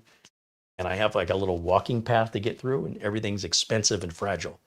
So I do need to get to organizing it soon because, yeah, I am trapped. This looks good. Don't get me wrong, it looks good. But if you were standing where I'm standing, I can't move. I have some space this way, and I have some space this way, but I've got no space behind me and no space ahead of me. So we are just at a bare minimum for broadcast standard. And what you cannot see, trust me, there's a lot going on you cannot see. But it's just part of the process, you know. We didn't build up Studio B overnight. We didn't build up Studio A overnight. The difference is Studio C is a permanent studio. So this should be our last move, unless we end up going to Michigan, which with housing prices and interest rates isn't going to happen anytime soon. And with seeing the closing of so many websites and YouTube channels with advertisers and sponsors running away, viewers are losing interest. They're going somewhere else. I don't know where they're going. As long as we remain with our core audience, even if we're not growing, if we can just sustain what we have, we can sustain that. And as long as you're here, we can sustain it. If you guys lose interest and decide to go somewhere else, and we're not getting any new viewers and we're just losing what we have, well, I'd hate to see that happen. But that's up to you guys, right? Our core audience is what makes all this possible. And, as long as you're in it, we're in it. We're not quitting if you're not quitting. That's the way I see it. All right, we're at, almost 2:30. So we've been broadcasting about 90 minutes. There wasn't a whole lot to dig into on this, It's pretty straightforward. I think Beelink did a great job breaking it down, going over the sound, the exploded view, how you get into it. I don't have my tools available. I don't have the overhead camera. It's pretty straightforward. It looks exactly the same as what they've shown. And personally, I wouldn't upgrade it. With 24 gigs of RAM, the 500 gig SSD, if I need more storage, just plug USB storage. Or better yet, get yourself a NAS, network attached storage, and you can have 60 terabytes right there on your network available, just as though it were installed in the computer, but accessible from every computer in your phone if you want it to be. You could be your own cloud. You don't need Google Drive or Microsoft OneDrive. You could be your own Carey drive. And while there's an investment up front, think about the payoff, the amount of storage you're getting, the local speed of the network versus, having to go to Google Drive or Microsoft OneDrive and being limited by your internet speed. Our friend Mitch has his NAS, a Synology NAS set up where he watches movies and music on his phone while he travels. He's not paying for Netflix. He's not paying for streaming services. He's got Mitchflix. It's free, right? He takes all his DVDs, he rips them, hand breaks them, puts them on his NAS, and makes that available to him when he travels. Nothing wrong with that if you don't mind taking the time to build up your own library. In fact, he has filled up I think he had 4 8-terabyte drives, and he's upgrading them, I think, to 16s. And he's doing them one at a time because with Synology's SHR RAID, Synology Hybrid RAID, you can just change one drive to a bigger drive, and it'll rebuild it and change the next drive to a bigger drive. And as you do that, your free space will start to increase. So all the drives don't have to be the same size, and they don't lock the bigger drive into a smaller size. So he's going to get 2 more 16s, swap out those last 2, and then he'll have the full capacity of, it's 4 16-terabyte drives, and you lose one to redundancy. So 16, 32, 48 terabytes, which is a pretty big upgrade going from 4 8s, which is 8, 16, 24. Well, it's double, right? We went from 24 to 48. And like I say, the fourth drive, whether it's an 8 terabyte or a 16 terabyte, you don't count that drive as space. That's just redundancy. And that way, if any of the 4 drives fail, each of the drives has the other's parity data on it, so it can rebuild an entire drive that fails, regardless of. It's pretty incredible. 4 drives. Any of the 4 can fail. Not one of them is designated as a spare with Synology's hybrid RAID. There is a way that you can just not use a drive and keep it spare, but you're much better off putting a little bit of all 3 drives onto the 4th drive, and every drive becomes the 4th drive potentially, depending on which one fails. You never know that your spare isn't the one that's going to fail first. So the idea is that if any of the 4 drives fail, there is enough parity data on the remaining 3 to completely rebuild the 4th one. And for that reason, you lose 1 drive's worth of storage space. So instead of getting 16 times 4, and your free space is 64 gigs, right? You have 16 times 3 in the case of 4 16 terabyte drives. So that gets you to 48 terabytes. So still nothing to shake a stick at. And it's not a backup. You know, if somebody steals your NAS, your data's gone. If your NAS were to fail, I mean, your data's still there, you just can't get to it. It's not a backup. You know, they're involved in a fire, data's gone. So network attached storage is not a backup. That's a different thing. You can put backups on a network attached storage. Yeah, let's not go down that. We'll save that for future content. We have the Synology. We're going to bring the Synology back. We're going to upgrade that to a 10 gig network card. It's like $100 upgrade. We're going to show you the difference in performance when we want to transfer a file from our 10 gig based computer to a 10 gig based network attached storage. Normally with 1 terabyte like this, you're going to move data about 120 megabytes per second. That's pretty standard. If you go to 2.5 gig, which also requires 2.5 gig switch, a lot of modern routers are 2.5 gig now, you're going to get 2.5 times. So if we were getting 120 before, we're going to get, you know, around 250, 230. There's some parity overhead involved. Then you go to 5 gig. There's not much in the way of 5 gig available. If you wanted to buy a 5 gig networking card, I think there's 2 on Amazon. That's it. They're not popular. And I've never seen a 5 gig networking switch. You'd probably have to get a 10 gig. And the faster the switch is, it can do the slower speeds at the same time. So you can mix and match 1 terabit or 1 gigabit, 2.5 gigabit, 5 gigabit, 10 gigabit on a 10 gig switch. On a 2.5 gig switch, you can mix and match 2.5 and 1 and even 100 if you're running really old school. So the idea is the newer it is, it's backwards compatible. The older it is not forwards compatible. But with a 10 gig switch, instead of moving data, let's say at 120 megabytes per second, and I'm trying to move a video file, like what we've created today, this might be a 10 gig file. It might take 4 minutes to transfer at 1 gig. And this has nothing to do with Wi-Fi. This is a wired connection. And 10 gig, you can still use regular Cat6A cable. You don't have to buy special cables. 10 gig is 10 times faster, meaning somewhere around 1,000 megabytes per second. Likely you're going to see somewhere in the 900s, 930. So that file's going to transfer 9 times faster. So if it took 4 minutes and I've got to move 10 of them, there's 40 minutes of transfer time. Now, granted, I can still use the computer while it transfers in the background. But I could move 10 files at 10 gig in the same time it would take me to move 1 file at 1 gig. So it's not for everybody, right?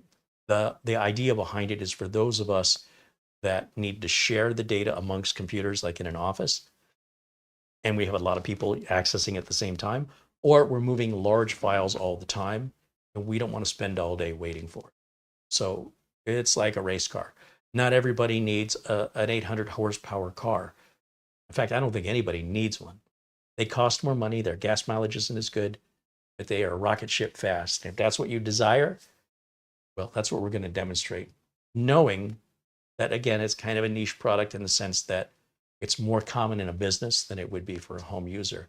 The point is, 10 gig is finally getting cheap enough for a home user to actually consider it, because it was well out of our price range. Now, 25 gig and 50 gig and 100 gig are available to businesses, but we won't even come close to approaching them in price. They are profoundly expensive. It's not even worth talking about, because we might as well be talking about comparing a decent car, not too high end, but a nice car, to a Bugatti or a super hypercar or something like that. It's ultra expensive and really for a very small part of the population. So we won't cover that here for that reason. It's just not that useful. I mean, it might be interesting, but it won't be very useful for you. Let's see. Jamim Kejviras became a member, renewed membership for 15 months now. How time flies. Shamim says, glad to be a member for another month. Congrats on Studio C, as in Carey. Studio Carey. I think we need to call this Studio Buster. I haven't seen our friend Peter Laycock in the chat. He'll probably be watching later, but a shout out and a thank you to Buster, Oystein, Frankie B, Lou Greenia, all of our friends that have been so supportive during the move. And we couldn't have done this without you. And to all the contributors and all the members, we couldn't have done this without you. It's a combination of the entire community. We have a couple of members in the community that have been very, very generous. And I just want to single them out just because of just how generous. Check your phone. Check my phone. It's that time. Check the phone. Okay, well, let's see what we got going on.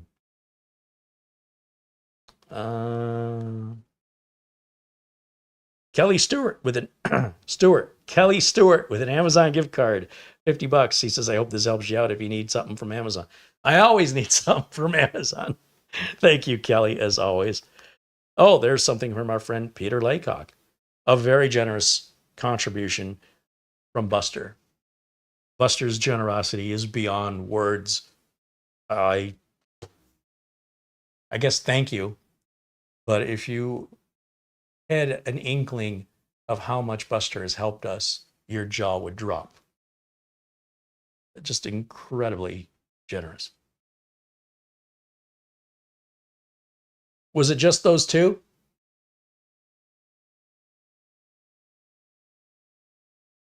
And again, all the members, that way of supporting us is steady, something we can count on.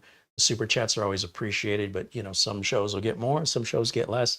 We can't really expect it, nor do we, any amount of contribution.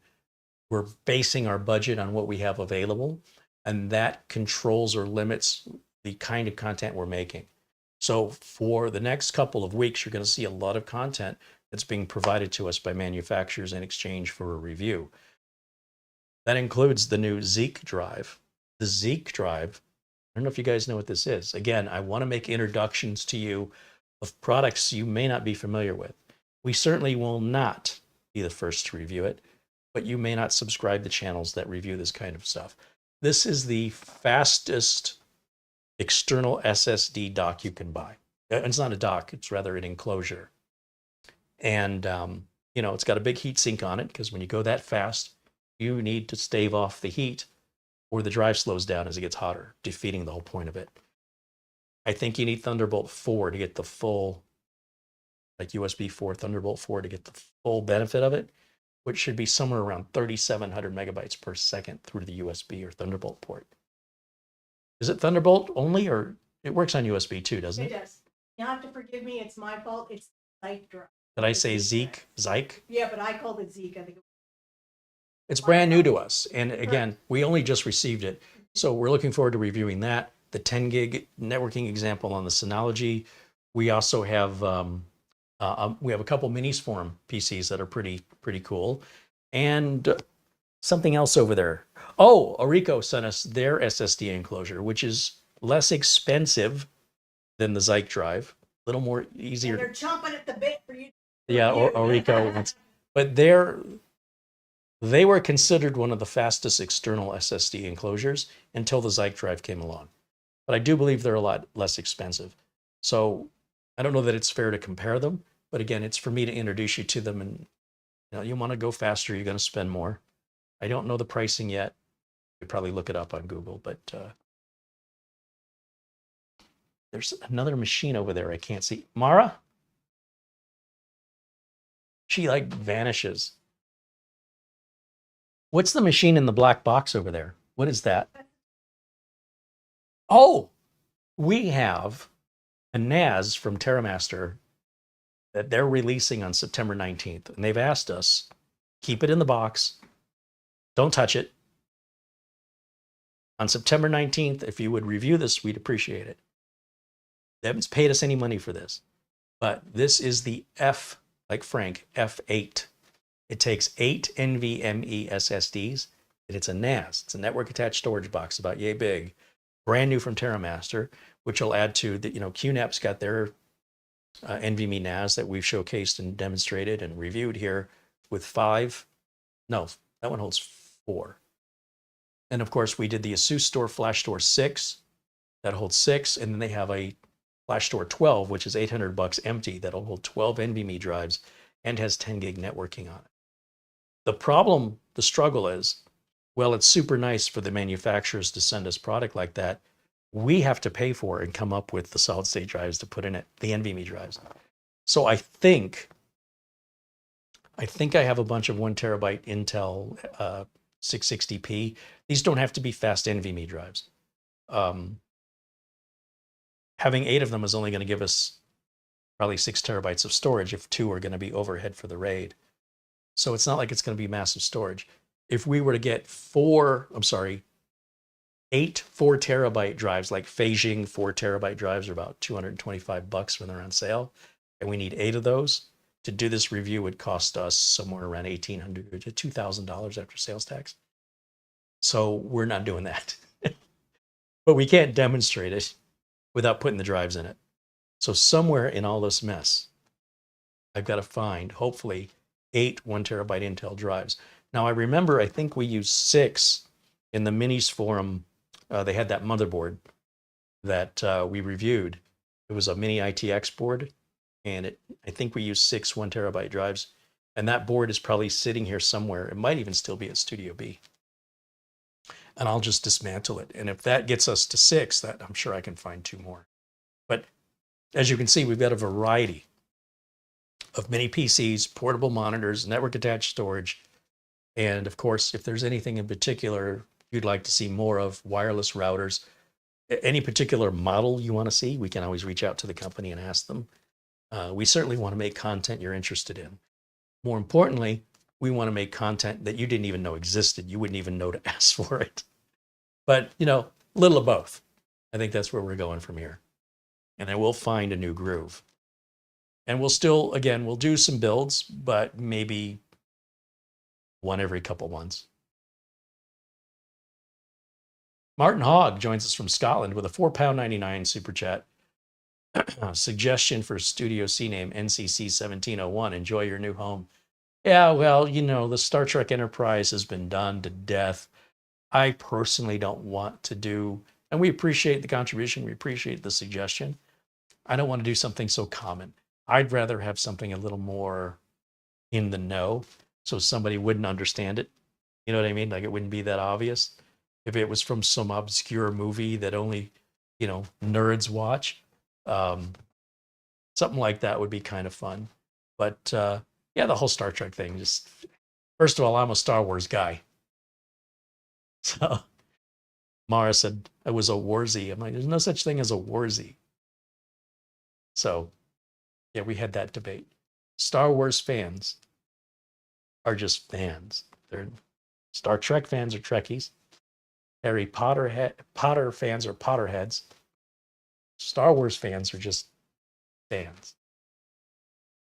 But don't try telling Mara that. She'll call me a warzy all day. Heck is a warzy? There is no such thing as a warzy. Yeah, Buster's amazing. Buster has been a rock throughout all of this. And Buster's had a number of challenges personally. He's lost some family members this last year. And yet he's not sitting around feeling sorry for himself. It's not a woe is me. He just gets right back up on his feet, and he is a shining example of the right attitude to have. And the generosity is beyond anything, even from my own family. Oh, Buster, to adopt me, please. Let's see. Shamim wants to see the Minis Forum DEG1 Oculink eGPU dock. We do have one, and we do intend to review it. Yes.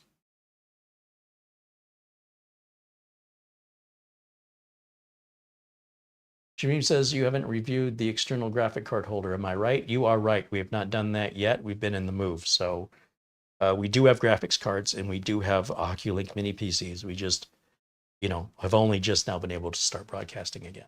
And even that is at a very bare minimum. For me to be able to get a power supply and all the cables necessary, still going to need a little bit more time.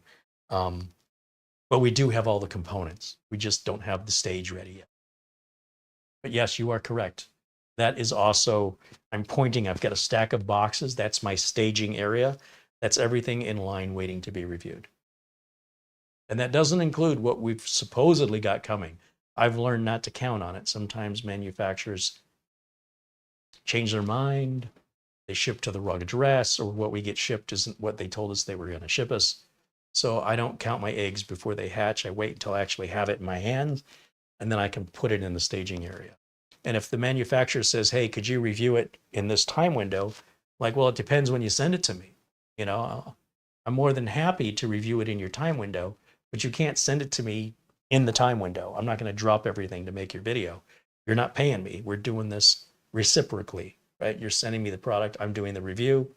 The audience gets new content. Everybody wins. There's no money exchanging hands.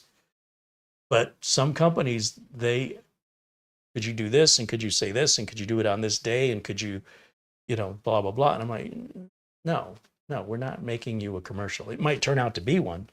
That's not what we're making here. And if you want to dictate all these rules, well, you can give us some money and we'll talk about it. If it's enough money and it helps the studio, I'm listening.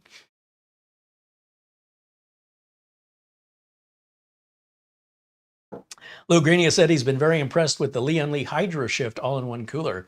He changed out the air cooler off of Project Zero. The Greenia has the original white Project Zero build.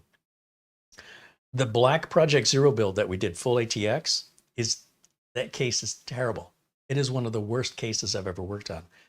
I tried to simply close the back panel, and with all the wires in the back, you cannot close the back panel. The back panel has no screws. It just clips on and the wires push it right back off. And I'm talking like the 24-pin power cable that does not move. It's not very flexible.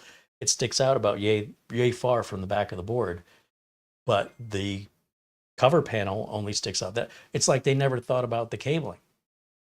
It is a terrible, terrible, terrible case. So I'm going to have to move Project Zero, the full ATX, into a different case. That case will not work with rear-mounted cables. Why did they advertise it and include a motherboard tray with all the cutouts and say this is a rear-mountable case, only to find out that the panel won't go on?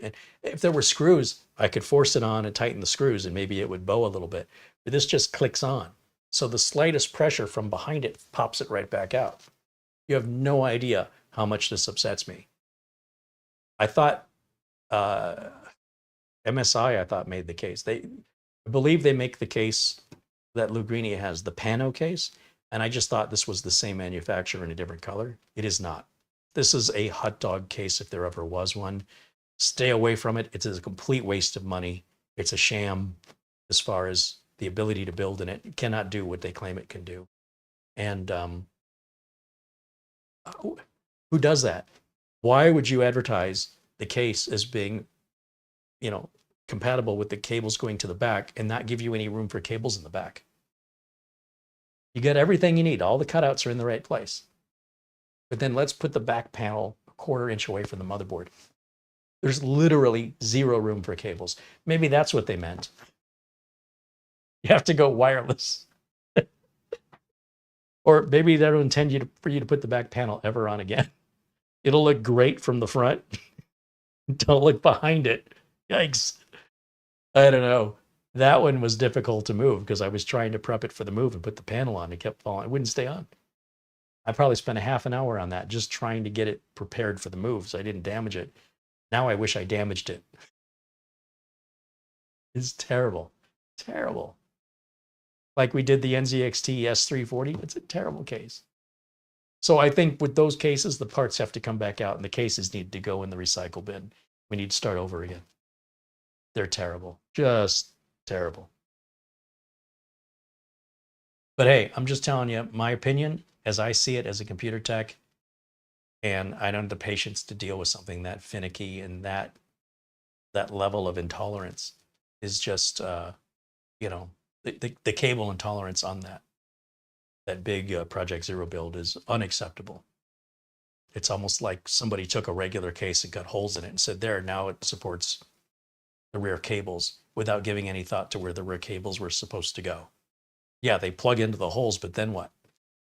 Oh, yeah, I never thought of that. Pierre says, I like the studio seat. Well, thank you, Pierre. Like I said, we're just getting started. You just have a blank wall. I think we'll put the neon sign back up. I don't know. We'll do something back here, decorate it. We'll figure out a bigger bench, give myself a little bit of space. You know, I have a Galaga full-size arcade machine from 1981, still sitting at Studio A collecting dust. I'd like to move that and put it in the background, having it cycle through the different games in the demo mode. That'd make me happy. Then when I get frustrated, I could turn around and drop a game of Galaga on a whim. Bring me back to 1981. It even has a working coin slot. You put a quarter in it, start playing. But it's heavy. You know, it's a full-size arcade game. It's probably 250, 300 pounds. And we got a brand new floor. I don't want to scratch the floor. And it's probably going to have to be laid on its back in the back of a pickup truck, which I don't own a pickup truck, but maybe have a friend help me. But we have to clear out everything we've got in here to make room so we can wheel it in very carefully and then set it up back here and let it run in demo mode full time, because that's got Carey written all over it. And it's got Pac-Man and Donkey Kong and Galaxian and Space Invaders. It's a JAMA board, 60-in-1 JAMA board with the actual arcade games. It's not there's no PC running MAME. This is a JAMA board. And if you look past if you look at some of our previous videos, I've demonstrated them, and they're exact to the arcade games as far as I can tell. There's no, sometimes when they release versions of games for MAME, they don't quite work right or sound right. I also don't like having to use a keyboard and a mouse. I want the actual arcade controller at the right height so everybody plays by the same rules. That's where the talent lies. It's not in what keyboard and mouse you have or how fast your internet is or what kind of monitor or what size screen you have. Everybody in the arcade all played with the same rules. Same frames per second, same screen, same distance from the screen, same controllers at the same height. Whether you're left or right-handed didn't matter. You accommodated the game and you acquired your skill the same as everybody else. You didn't buy your skill. You didn't just spend more money. You spent more quarters and you spent more time. And that's how you got better. And then when you wanted to challenge somebody, you were playing on the same controller at the same height, on the same screen for the same distance. Nobody had a better machine. Some people are taller, some people are shorter, so their perspective might be different. But the rules are the same for everyone and you cannot change them. It's really important to me.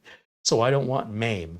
I don't want an emulator. I want the actual thing I actually played. And that's what I have. And it's just collecting dust, unfortunately, because I didn't have any room to put it in Studio B. I knew Studio B was temporary and I was going to have to move it again. And at nearly 300 pounds, I was like, yeah, I'll just leave it there for now until we figure this out. But eventually, the goal is to get that over here. And then I won't have time to make videos anymore. I'll just be playing Galaga all day. You'll notice if I get a blister on my finger, right on the side of my finger, especially if I'm broadcasting in 4K. Oh, Carey's been playing Galaga again.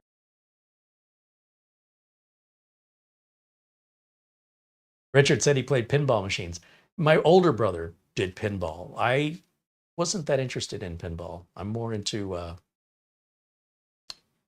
I wasn't even interested in Space Invaders or Missile Command. The one that won me over was a game called Astro Blaster.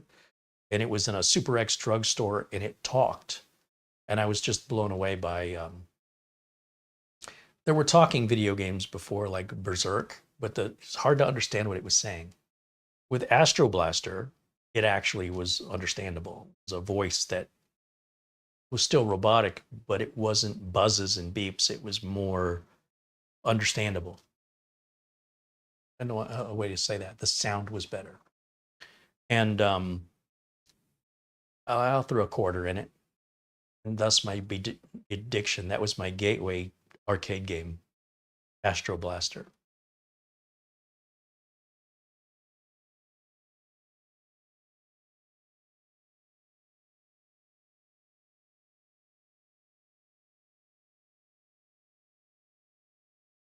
Peter wants to know, where's the 9th gen PC that was always in the back? I thought that was an i9900KS. That is the Fantex build. It's right behind me. It's right here. That's the original streamer. And in the red and black streamer that we did with the Gamdius, was it Gamdius case? That's sitting right in front of the desk here. That is what we're using right now. But yeah, the Fantex build is right behind my knee. I have to be careful that I don't step back and fall and hit the wall. So every machine that we've built in the last 18 months, with the exception of a few, is here. If you remember, Mitch and I did a build in a very long, skinny case that looked like a little stereo console. That's right over there. We never got it finished. The spaceship build, the tube build, the Xenos build. We have some beautiful computers here, just stunning. And performance-wise, the tube still has a 2080 in it, graphics card. So these aren't, slouches. We have the Johns build. We have 3 different Johns builds with the monitors in the front and the TK1 we just did. And every one of these machines is 100% working. Like, there's nothing wrong with them. They just kind of sit. I was going to put a liquid cooler in the spaceship build, and I've got the liquid cooler. I bought it, just haven't gotten around to putting it on. And it was just primarily to have a blue light shine through it. The cooler has a blue lit fan on it. I didn't do it for cooling. I just did it so the spaceship would have a blue glow. Haven't gotten to it. But the spaceship runs. It works great. Abdul Azim Patel, now a member for 27 months. He says, Studio C? Yeah, this is our new location.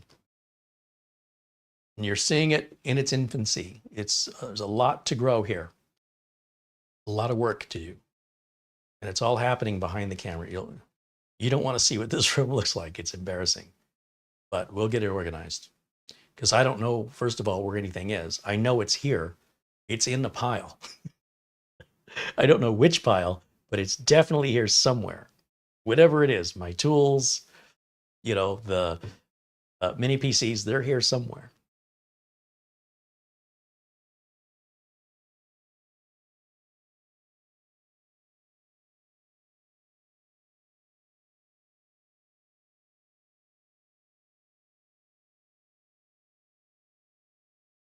I'm looking to see if there's any final questions. We're just getting close to our normal wrap-up time on our live videos, trying to get back to normal here.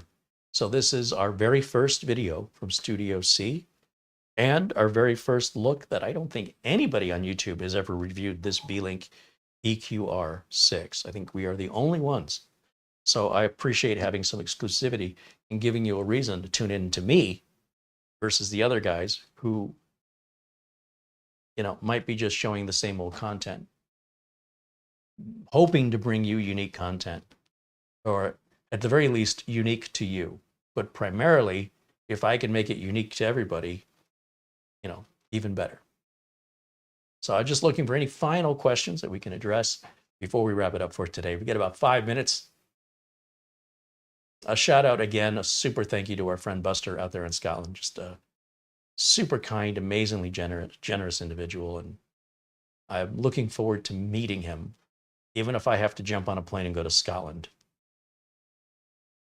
Ron Barnish says, I look smaller. That's not possible. If I were any smaller, I'd have to look up to see down. Richard Palmer, I hear a cackle. Richard Palmetier says, will you do any more giveaways? Unfortunately, where we're at is we're just trying to keep the channel sustained. When we do the giveaways, that's usually a result of finances being enough that we can do the giveaways. Right now, I'm sorry, what? Okay, that was very funny. What, looking up to see down? Yeah. Standing on a nickel to pee on a dime? Oh my God, that was hilarious. Said I look smaller. Like, how's that even possible? You don't. However, I don't know what he's talking about. Getting older. They say you lose height when you get older. You look great. You always do. Good answer. All right. So when we did the giveaways, we did that because we had the finances. This move is profoundly expensive. The renovation to the studio is profoundly expensive. We're into 5 digits on this rebuild. A lot. And let me put it to you this way. The income that we're getting from YouTube now is versus the cost has got us in the red. We've been negative now for probably since February or March. So we've been spending more than we're making. And there's a little nest, right? Little nest egg that we dive into along with the generosity of the memberships, the super chats that have been helping us cover the gap. But if that gap keeps getting wider and wider and wider, we're just trying to stay alive at this point, right? We're trying to keep the videos going, keep the channel going, and we minimize our expenses. And minimizing the expenses, that includes giveaways. We just don't have the money for it. I would love to see this turn around. I hope it's temporary, but I also hope I'm not a VCR repair person telling myself VCR repair is coming back. We may have to pivot and shift the channel content to, well, look at what Louis Rossmann has done. I don't see Louis Rossmann repair anything anymore. Does he? He sits in a chair and he talks about his opinion on what's on the news. Typically, I do that while I'm working. I don't just do that. And he's made that work for him.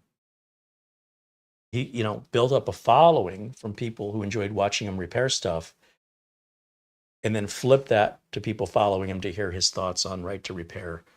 And, his content costs nothing to make. Essentially, he sits in a chair. He's got not even a wireless microphone. He looks very comfortable. And, he's made that work. Is that a direction we're going?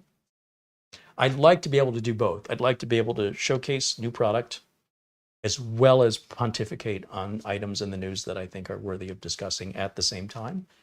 But we knew 2024 was going to be rough. We already knew that going into it. If you go back and watch the videos, I said in late 2023 that this coming year was going to be a rough year. And we've been doing okay. We're all right. This was a terrible time to move. This was a terrible time to take on these expenses. But there's nothing we can do. It was not our choice. We understood when we were in Studio B that was temporary and we'd be kicked out at any time. Anytime. And the fact that we were given enough time to get this renovated, they did not have to give us. So I'm very appreciative that they gave me a heads up, but I was not ready. So we are in recovery mode until further notice. We are just recovering. It's going to take a few months, and I hope everything turns around. All you have to do is look at the view numbers, not only on my channel, but on everybody's channel. The viewers are going away. I don't know why. Our core viewers are always there. We average right now about 1 subscriber a day, 1 new subscriber every day. That's not sustainable financially from a YouTube ad monetization perspective. If I'm getting, 1 subscriber an hour, not a day. So let's say 24 subscribers a day, 30 days in a month. To get 1,000 subscribers, new subscribers, is going to take almost 4 months. That's a very long path to get from 396,000 subscribers to 400,000. It's going to take, it'll be this time next year just to get 4,000 more subscribers. Back in the day, we'd get 4,000 subscribers in a month. So everything has slowed down. Views have gone down. My average view count per video, if you just look at the content, look at the total number of views, and you'll see they get up to about 3,000, 4,000, and then they just drop. So we have to figure out how to deal with it. We can't just sit around and complain about it. We have to respond to it. We have to reduce our cost. And certainly the people who are still here are the ones that matter. The people who left don't matter. Good riddance. our core audience, you guys watching, you're who we make these videos for. So we hope you stick around, and that we hope others will join us in a bigger quantity than they have been. But if we're making content they're not interested in anymore, we got to find out what they're interested in if we want to continue to finance this endeavor. So that's a challenge I'm facing right now. But, you know, I'm just doing what I have to do to get the studio moved and get us set up. And then it's all basically on credit, and I'll pay for it later, hoping things get better. It's sometimes in a business, you have to put money in your business. You have to invest in it. Sometimes you're going to lose your shirt on that investment. Sometimes you're going to get paid back in spades. Which way is it going to go? We're going to enjoy this journey together, one way or the other.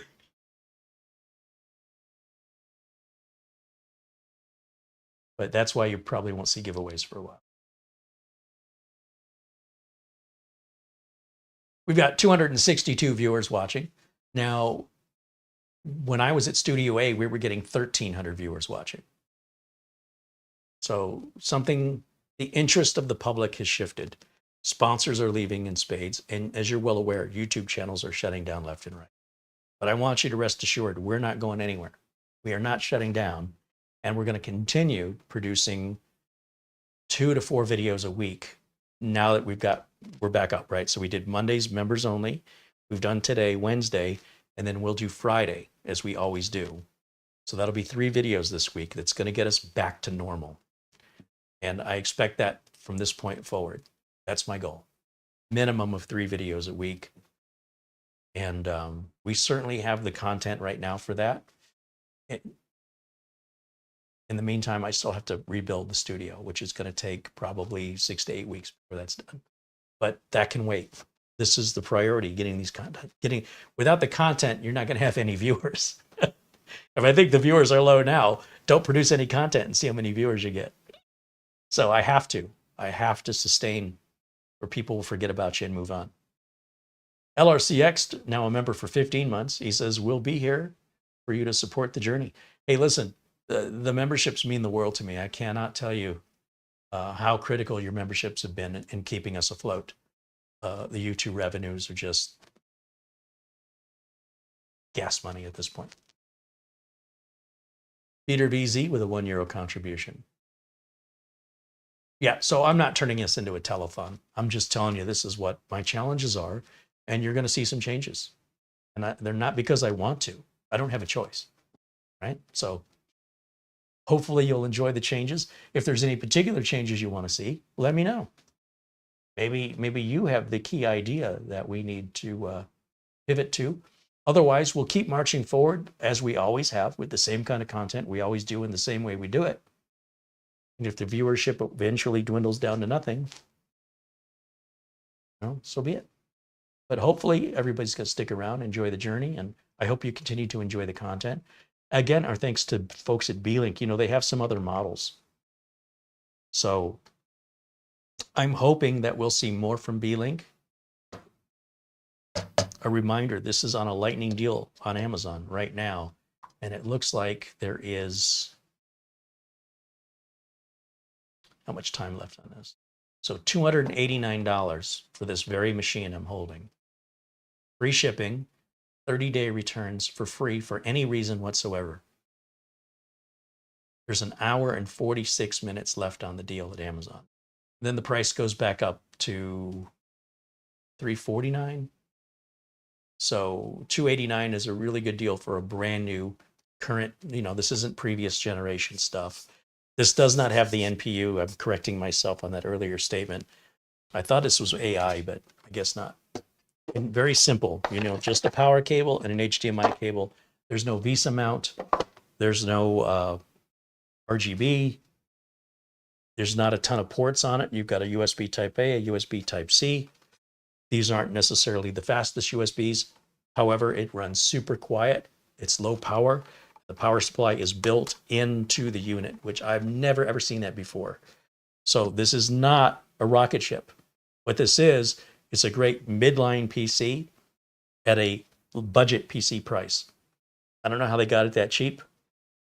It's easy to work on. You take the 4 screws out, you pull the bottom off. You have 2 M.2 slots. You've got 2 DDR5 slots. It's got 24 gigs of RAM, 2 sticks that are 12 gigs each, which is really weird, but that's DDR5 for you. So if you end up getting one, I'd love to hear your thoughts. If you actually have experience with one of these, not what somebody else has said, but you personally, if you would share your experience, good or bad, in the comments below the video, hearing from real users with real experience and what they think of this, would you recommend it? Did you send it back? Is it the best thing you've ever seen? The best value you've ever seen? Let me know. I'd love for you to share your experience. Thank you, of course, to Mara for maintaining our chat room here and doing all the administrative work in the background. I got to lock this table. It's moving around on me. And of course, thanks to all of our members and you for yourself for joining us today. We are going to be back live on Friday, as always. And I'm not quite sure what we're filming yet, but we'll definitely be back Friday at 1 o'clock, back to our regular schedule.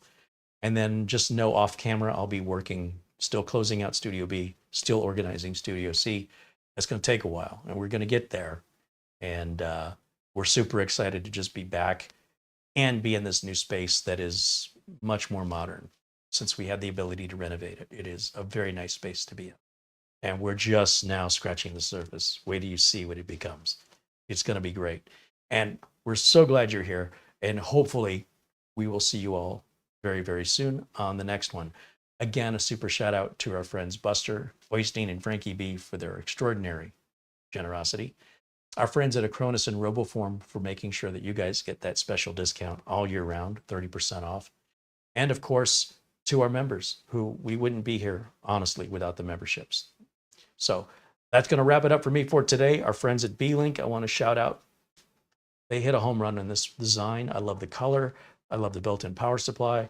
I think 16 gigs is a little low in RAM. 32 is a little much. 24, perfect. That's genius. I'm not quite sure I could improve this for what it is and what it's supposed to be at that price point. They're not paying me to say this, and this is my honest opinion. I'm impressed.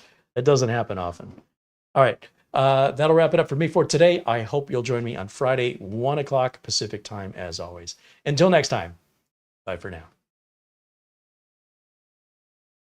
And now I have to find my outro, so just bear with me here for a second. Maybe I'll get my Stream Deck out and we'll go back to that.